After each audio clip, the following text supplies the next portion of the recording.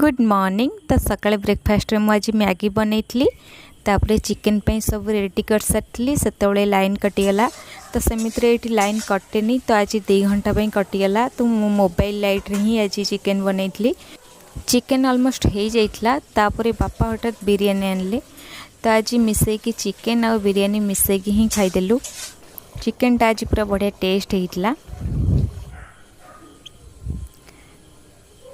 तो मुझे भावुँ खाया कंट्रोल करी तथापि मो खाया कंट्रोल होनी। तो शोक उठिली 4टा बेले टिके चा आउ केक खाई देइथली। कौन आउ कहबी मो भोक विषय मझे गरम पानी पिया स्टार्ट करी ताकू भी बंद कर सारे। शोक उठू उठू तो एत जोर से भोक लगुच गरम पानी करने ही टाइम होनी। तो तापर टिके सिजा मका आसला ताकू भी खाईली। तो राति पूरी डालमा बनई। बापा खाई पूरी डालमा ड्यूटी गले। तो प्लीज़ मो वीडियो भल लगुले लाइक और सब्सक्राइब करेंगे। रही नमस्कार, गुड।